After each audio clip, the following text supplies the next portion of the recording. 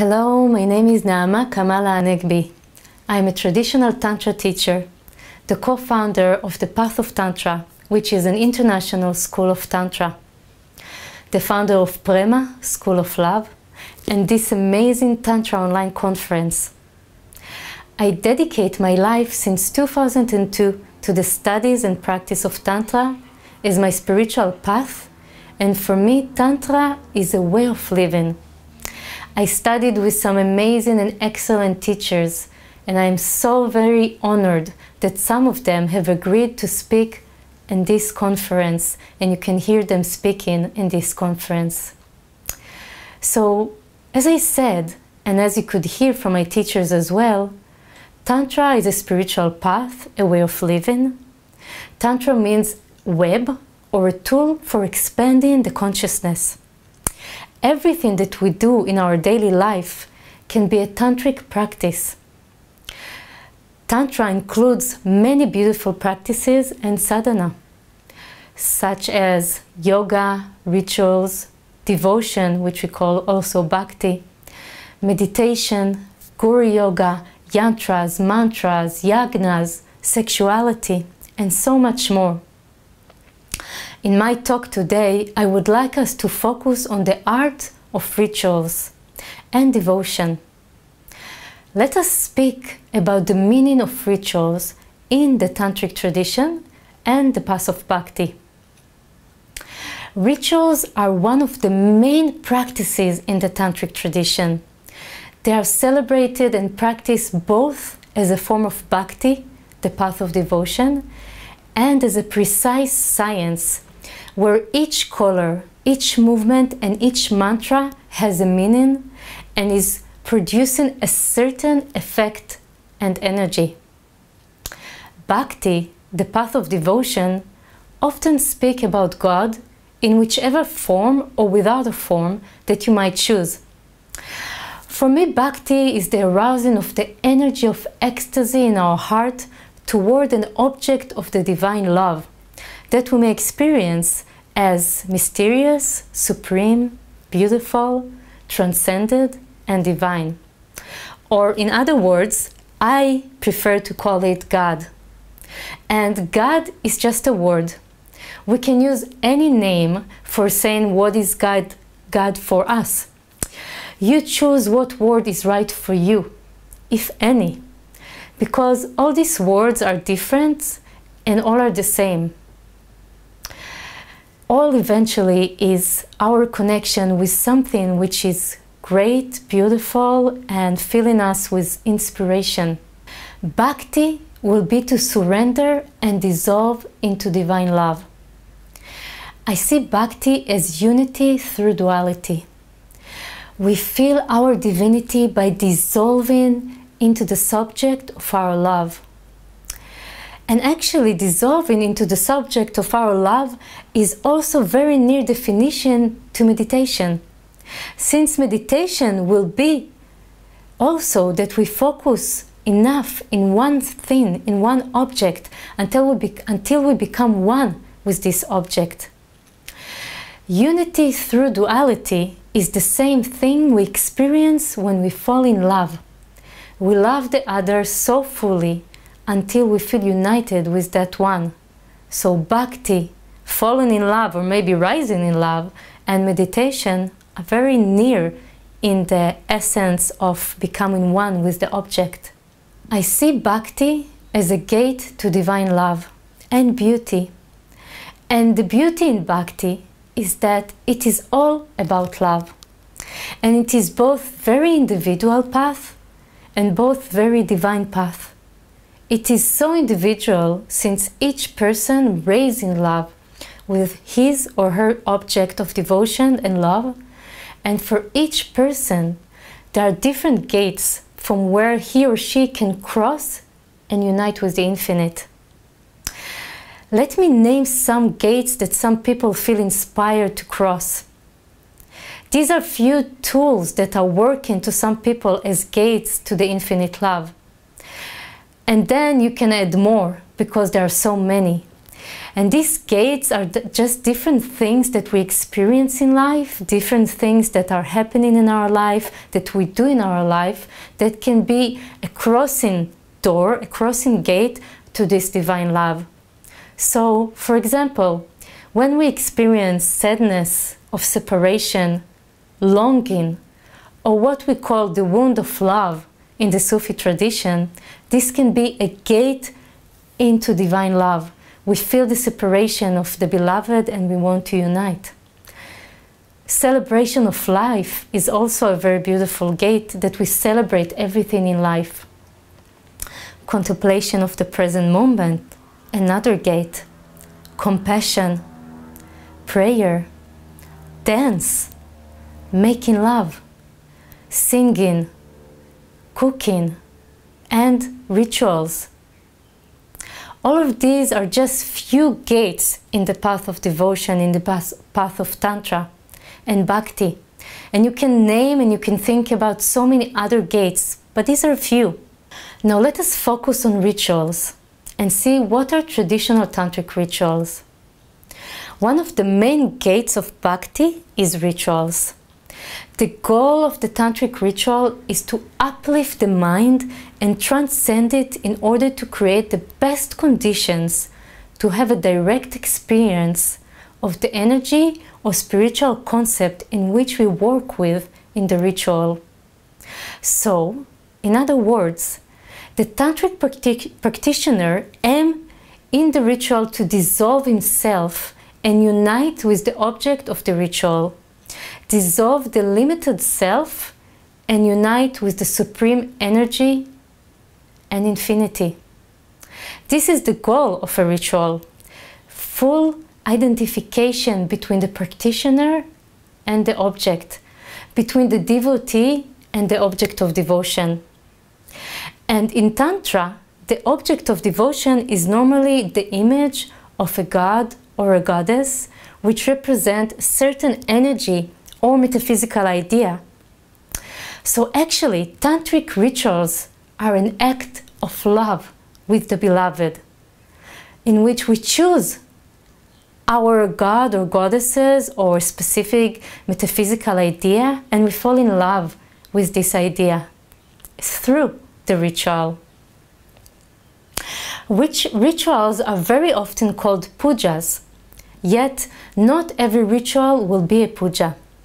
In pujas, we normally use different offerings such as flowers, incense, ghee lamps or candles, kumkum, which is red powder like the women in India put here, haldi, which is yellow powder, which is actually turmeric that we also use in the rituals, and vibhuti, sacred ash, rice, and different other offerings. And we will speak more about the offerings later. But what is important to know is that if we offer everything or anything with devotion and love, it will be accepted. No matter what we offer, when we do it with love, it's accepted. Also, if it's accordance to the yama and yamas, accordance to the morals and ethics. Pujas are a devotional way to express our love to the divine, using the duality to enter unity. So, through being in a devotional state and attitude towards something, we actually become one with that thing and unite with it, while we express our creativity, our divine longing and love, expressing beauty, which is a form of devotion and an offering by itself, and connecting to the divine. So let's see, what are the traditional objects of pujas, rituals of devotion? What do we want to use as an object of devotion when we do pujas, according to tradition? In the tantric tradition, we have the yoni puja, for example, which is a divine feminine worship. In the yoni puja, we worship the yoni as the entrance to the womb of the universe, where everything is created. So this is the worship of Shakti, the worship of energy, of creation itself, of life. And this is such a beautiful worship, the Yoni Puja, which is in fact one of my favorites, the offering to the Divine Goddess. We also have a Shivalingam Puja, a phallic worship. One who worships Shiva worships the consciousness, the verticality, the awareness, the ever-present divinity which resides in all. Another thing that we use for rituals, for pujas, are rituals to different goddesses of the Tantric pantheon, what we can call the Dashama Vidya, the 10 Tantric, 10 goddesses of wisdom, or different goddesses, while we use different Tantric tools, such as yantras, which are sacred geometry, which is the energy of the goddess in a shape. When we work with a yantra, we bring to life the goddess inside that yantra, and through it we can connect with her energy. We also use mantras. We have long mantras or seed mantras, what we call bija mantras, which connect us again to the energy of the goddess through resonance. We also use yagna. Yagna, it's a fire ceremony, and yagna is originally considered as the mouth of the goddess. This yagna pit, this mouth of the goddess, which is where we offer our offerings to the fire, is the mouth of the goddess, the most powerful tantric sadhana, which is considered more powerful than doing our mantras many times. So what does a ritual must consist of? And how can we build our own ritual? How can you build your own ritual? Here there are a lot of small details, and it is so important to understand that we need to know the details in order for the ritual to actually work. In this talk today, we won't study all the details, but I will share with you some important points that you will want to keep in your ritual. Nevertheless, I highly recommend to consult with an expert about the different aspects of the ritual you want to do.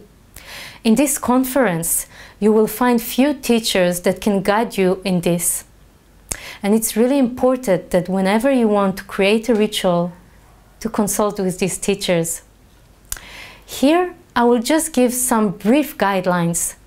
Not all of them are necessary in each ritual. Be sure that these tips are just a taste of the whole knowledge. You will need to learn more profoundly about that, but still you will get a lot today. So, what are the things that we need to have in a ritual?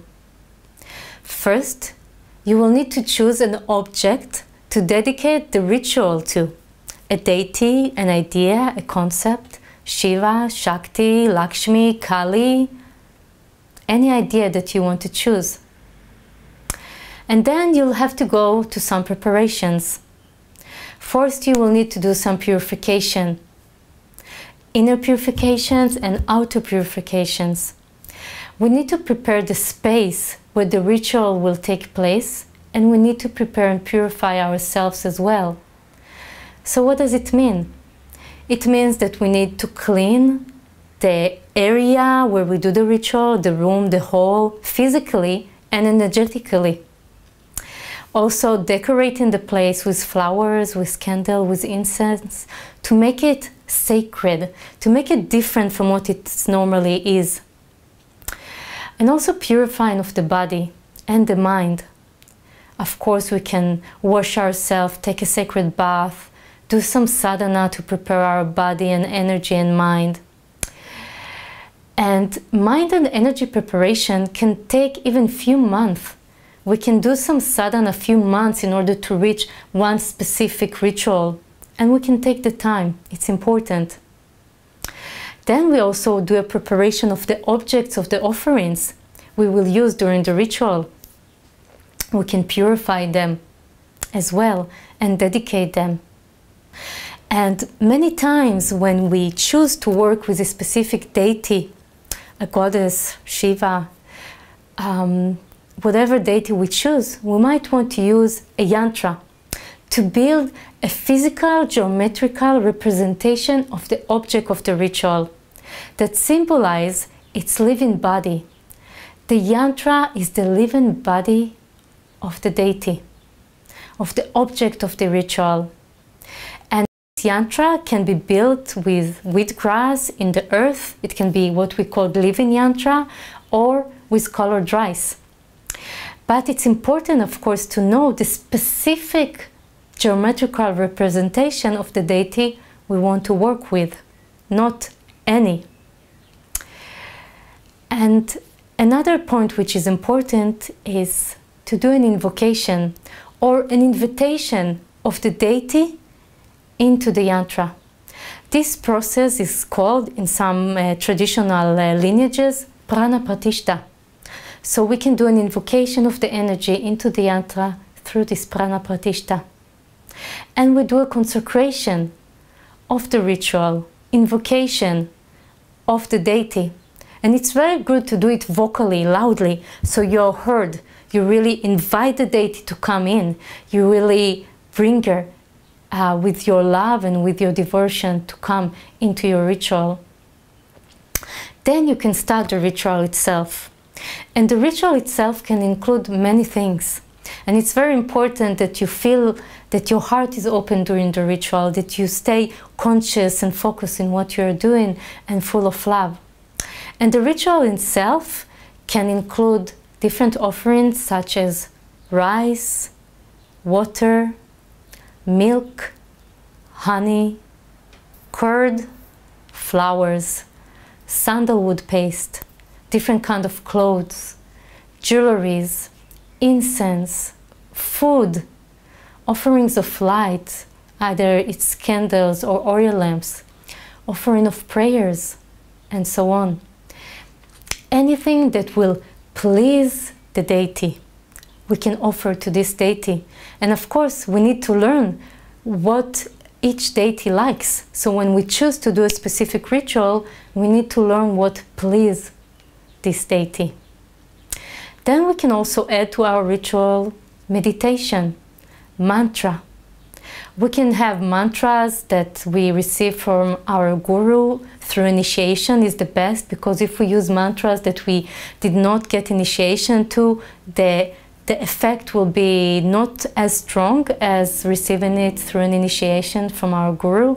So using a mantra and a meditation. We can also build a yagna, fire ceremony, to do a fire ceremony and feed the goddess. Remember, we said that yagna is feeding the goddess, that the yagna is the mouth of the goddess. So we give different offerings, which we call often samagri in the tradition. We give to the goddess, and so on. Gratitude and dedication is very important at the end of our ritual, that when we finish the ritual, we take a moment to give thanks, to be grateful for this ritual, to be grateful for the deity we are working with, and do a dedication of the fruit of our actions to the divine and to all sentient beings. Dedicate whatever we did with full love to the divine and to all sentient beings. And then we need to also do a formal closing of the ritual, which is good to do it vocally, again, to formally close the ritual. And finally, appropriate disposal of the leftovers. In rituals, it's really, really important that we don't throw away whatever is left to the garbage. It is normally custom that we dispose of the leftovers in nature, in the sea, in a river, or in the ground.